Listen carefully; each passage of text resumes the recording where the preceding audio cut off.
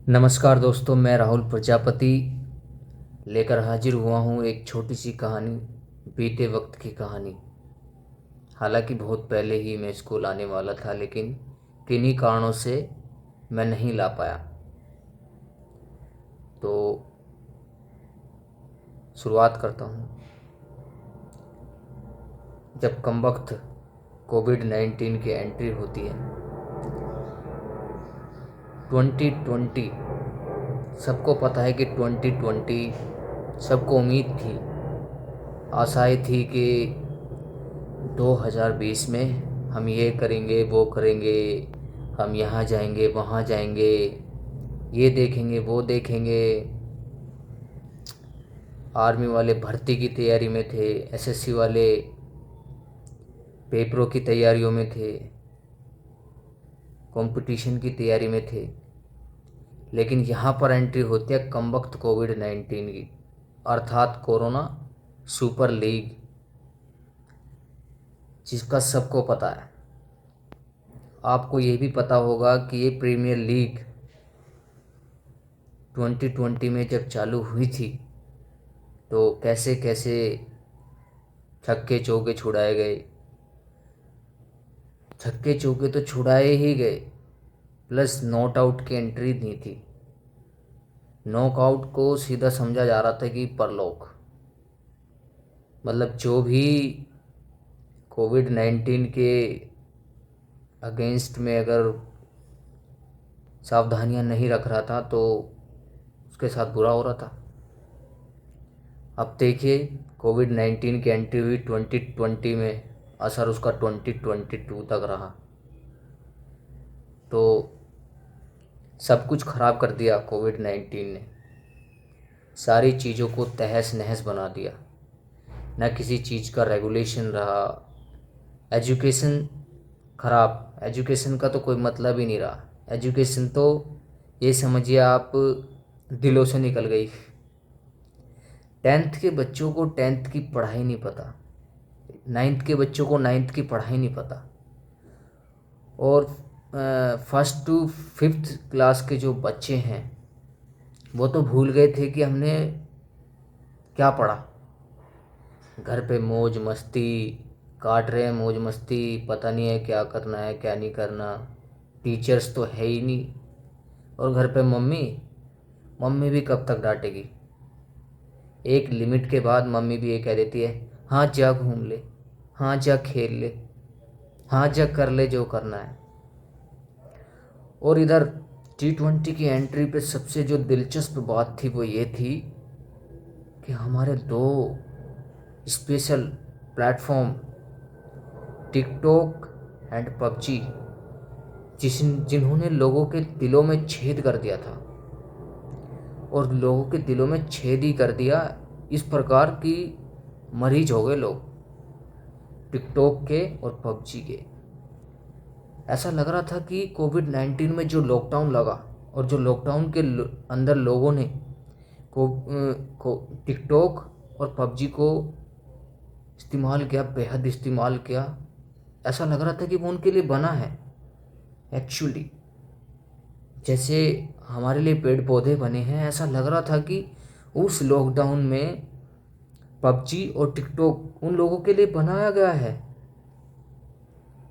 उन लोगों को उसे इस्तेमाल करना ही था, करना ही पड़ेगा।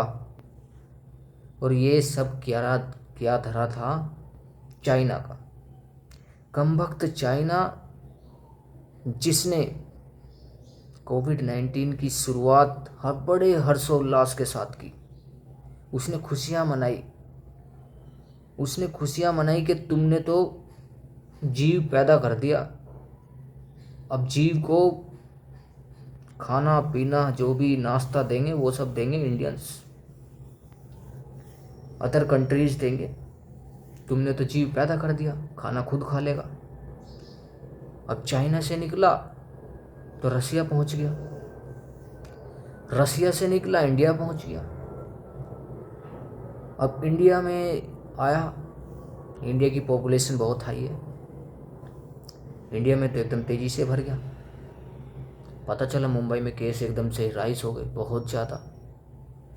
फिर मुंबई के बाद आता है महाराष्ट्र का नंबर, गुजरात का नंबर, तमिलनाडु का नंबर। मतलब जहाँ जहाँ पर भी इंटरनेशनल एयरपोर्ट्स थे, सबसे ज़्यादा दबदबा वहीं पर बना। और खुशी की सबसे अच्छी एक बात ये रही कि कोविड-19 का जो असर था वो हमारे शहरी क्षेत्रों में ज़्यादा था, गांव के क्षेत्रों में कम दिखा। लेकिन कुछ समय बाद गांव की हालत भी बेकार हो गई।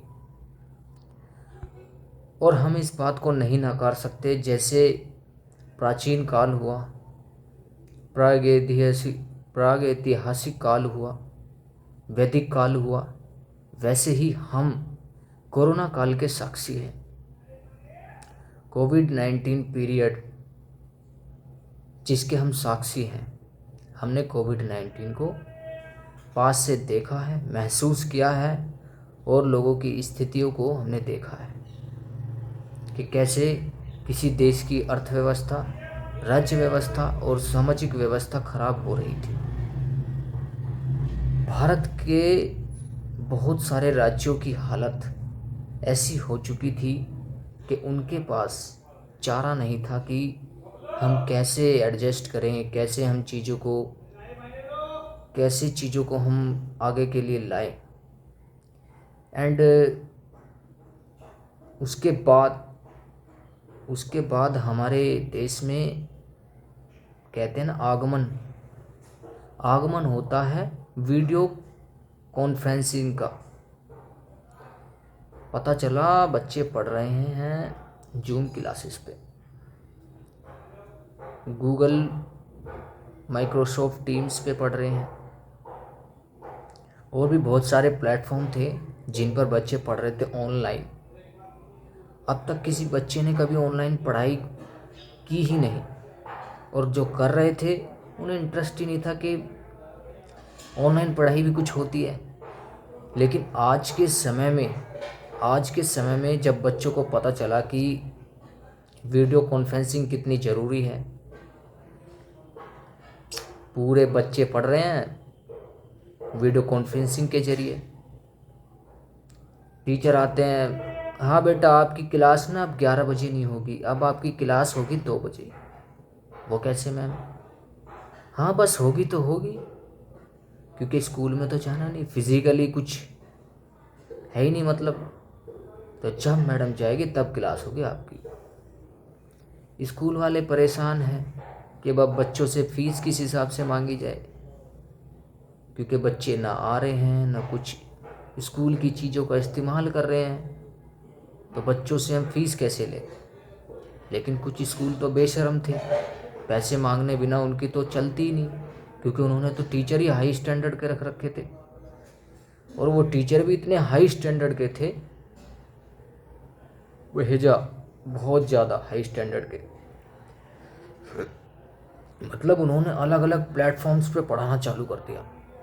साली कमाई यूँ नहीं आ रही तो यूँ तो आएगी, यहाँ से नहीं मिलेंगे ना पैसे, इस सॉफ्टवेयर से ज़रूर मिलेंगे पैसे, मैं यहाँ पढ़ाता हूँ।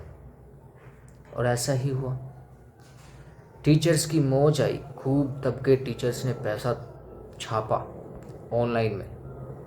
हालांकि कोई कोई टीचर ऐसे थे जिन्हें ऑनलाइन में पढ़ाने में दिलचस्पी नहीं थी, और वो चाहते भी नहीं थे कि हम बहुत ज़्यादा पैसों की कमाई करें।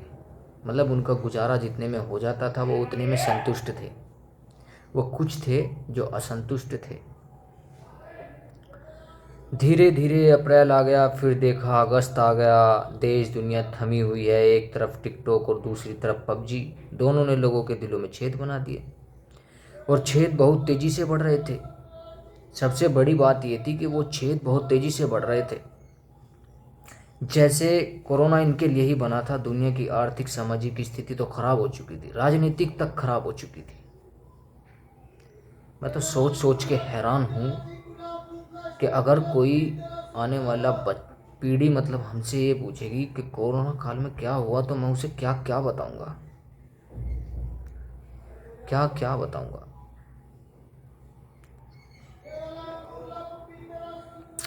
तो दोस्तों, बीते वक्त की कहानी कुछ इस प्रकार थी। वक्त जैसा भी था बीत गया। अब वक्त बदला है, हम भी बदलेंगे। तो थैंक यू सो मच दोस्तों।